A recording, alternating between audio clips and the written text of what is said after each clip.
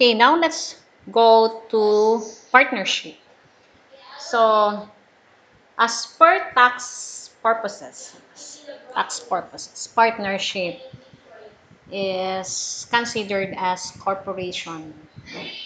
Mapart siya as corporation, subject for corporation tax. Okay, so ano ba yung partnership? A partnership is a contract or defined as a contract whereby two or more persons bind themselves to contribute money, property, or industry to a common fund with the intention of dividing the profits among themselves. So we have also classification of partnership based on the liability of partners. We have general partnership and the limited partnership. So, kung general partnership, yung each partner, lahat ng partner are liable, no, to the creditors even up to his personal asset, no. If they are not sufficient na yung partnership asset to pay their off the creditors. So, pwede maghabol yung creditors to their personal asset. But for us limited partners, so yung limited partners lang, limited lang ang kaniyang liability, no, hanggang to his contribution, to his capital contribution.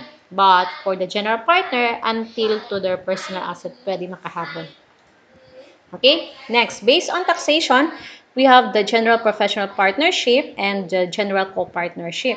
Yung general professional partnership, yung they are formed by person for the sole purpose of exercising their common profession. Yung example natin, we have the CPA, the lawyer, etc. No?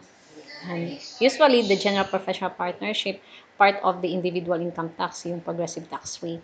No, only the co-partnership pwede siya taxable as corporation. So, take note, ito lang ang taxable as corporation. Ito, general professional, taxable as part of individual income tax, no? Katong pwede siya mag 8% or pwede siya mag progressive tax rate.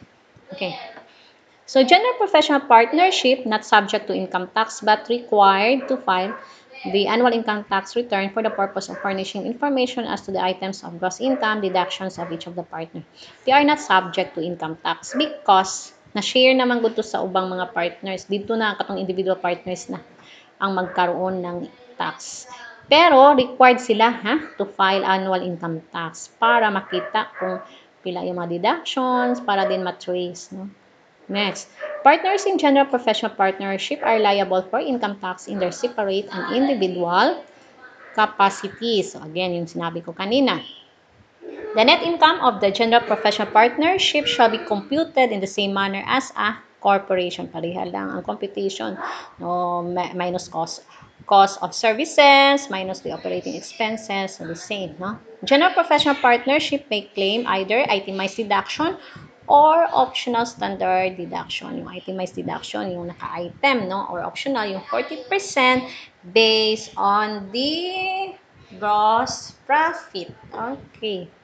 The net income determined by either claiming itemized deduction of optional standard deduction from the general professional partnership net income is the distributable net income towards the partners. Okay? The distributable net income is the basis for which each partner share is determined. So let's have our illustration. So, general professional partnership up to choose optional standard deductions. We have the service income, less cost of service, 1,625,000. So, our optional standard deduction, 40% of the gross income or gross sales. So, take note na, basig nalimutan na yung individual nga income tax yung OSD. Kung ang individual OSD, mag-base sa gross receipts, not based on the gross profit or the gross income. So, meaning, magbe-base kung pila to ang iyahang sales, pila ang iyahang na-receive. Wala, giles ang cost. Pero kini kay part man mga corporation man guni siya, magbe-base sa gross profit. So, meaning gi-minus ang cost of services, cost of sales, etc. So, 40%. So, your net income here is 975,000 kasi nag-up siya ng USD. Compute the share of partner A and B if they agreed to share equally. Kung equally, so yung net income 975 kasi this is distributed equally. So, partner A, partner B, equally siya. 487,500. Kung si A is 70%, so multiply mo lang ng 70% and B is 30%.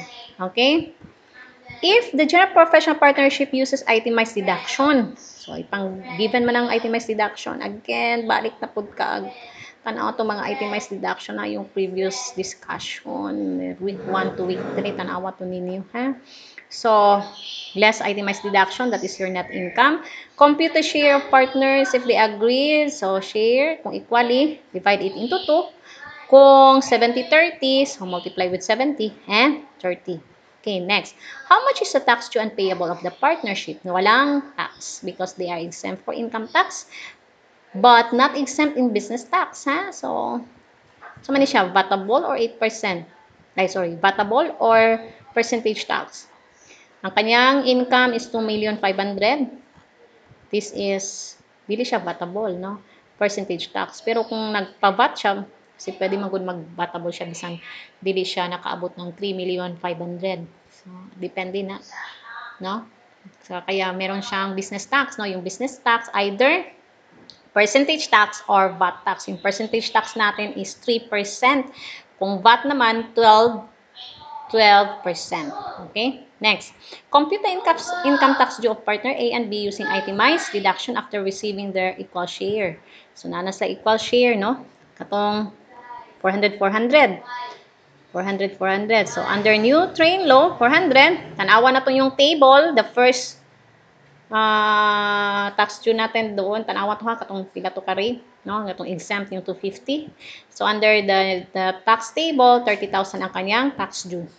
Kung 70-30 naman, share of the 70% under the tax table, kung 400 na siya constant 30, excess of it, 25%, 40,000. So, yung kanyang tax due is 70,000. Again, for general professional partnership, kung partnership ang gi-question how much is the tax, wala. Kasi ma-part siya sa individual income tax yung share. Okay? But for general co-partnership, ito, taxable siya as corporation which is 30%. Okay? These are partnership other than general professional partnership. They are considered as corporation and are therefore taxed as corporation na siya, no? And then, profits distributed to partners are treated like dividends distributable to shareholder, and the share of an individual partner in a taxable partnership is subject to the final tax of 10%. Na siya withholding. Okay, so let's go to our illustration. Married is a partner. Larry married, partner of GL partnership. Okay, Larry for himself derives income from his profession as an architect. It is agreed upon that partner Larry is to receive 75% share in the profit and loss, while partner Gary 25%. Compute for following. So, tax due and payable for GL partnership, final tax of Larry, and tax due and payable of Larry. So, gross income of GL partnership. So, take note ha. Iba si partnership, separate talaga yan sa mga business owners, no? So, we are talking about the partnership itself. Okay? So, 1 million gross income from profession, 300,000 income withheld from, this is the given, no? Income withheld from professional income, 30. Expenses of GL partnership, 300,000. And then expenses of Larry in his profession. So, first is compute the tax due and payable of GL. So, GL only. So, GL partnership. So, yung pang GL lang, 1 million. Okay? Kasi this is for Larry. Larry man yung ako, ano, kasali yung GL partnership. So, expenses of GL partnership, 300,000. So, hindi sinali si 300 kay kang Larry ni. And then, kang Larry po ni professional income, no? Yung income tax withheld. So, only yung gross income of GL and expenses of GL. So, dapat na bubutangan nato ni, no? This is for Larry. And this is also income tax withheld from professional income. Kang Larry ni siya, no? Dapat naka-specify para hindi maglibog. Okay. So, yung tax due and payable of the GL partnership is 210,000, which is 30% of the net income na 700. How about final tax due of Larry? So, final tax due of Larry, kasi pila ang share ni Larry ganini? Larry share is 75%. Okay? So, balik ta. Gross income of GL, 1 million, less expenses, 300. So, net income before tax, 700. Multiply by the tax rate. i-less yung tax rate natin nga 30%, 210. So, your net income after tax is 490,000. So, yung 490, share of Larry, 75% kang Larry.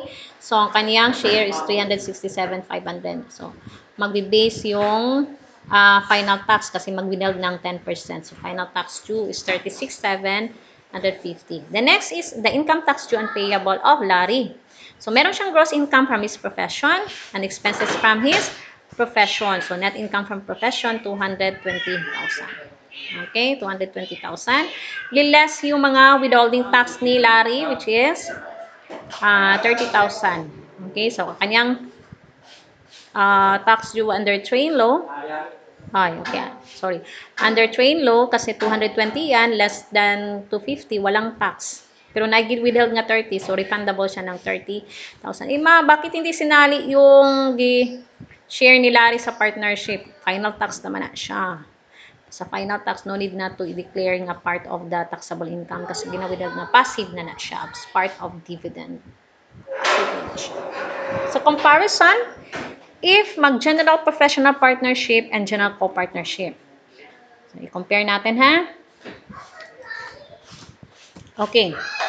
As to the nature and objective, under general professional partnership, it is an exercise of profession, but general co-partnership operates for profit.